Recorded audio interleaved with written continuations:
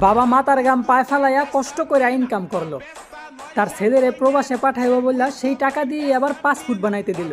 সেখানেও পাসপোর্টের নির্দিষ্ট টাকা ছাড়াও দুর্নীতিবাজদেরকে অগ্রিম কিছু টাকা দিতে হলো।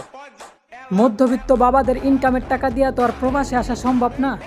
তাই সারাটা জীবন কষ্ট করে হালাল খাওয়া বাবাও প্রতি মাসে সুদ দেওয়ার শর্তে ব্যাংক থেকে লোন আনতে বাধ্য হলো।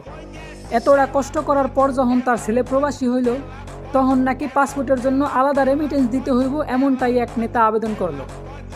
তো বলি, নেতা সাহেব আপনারা কি বলবো, মাতৃভাষার কোনো গালি আপনার জন্য পারফেক্ট না। সারা জীবন সুদ আর ঘুষ খাইতে খাইতে যে মাতার বিবেক বুদ্ধি টয়লেটের সাথে বাইর হয়ে গেছে, এটা আর কারো বুঝতে বাকি রইল না।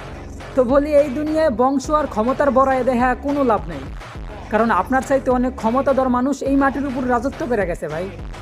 অবাক করার বিষয় হলো, আজও তারা মাত্র 3.5 হাত মাটির নিচে শুয়ে আছে, কিন্তু মাটির উপরে তাদের কোনো নাম নিশানাও নেই।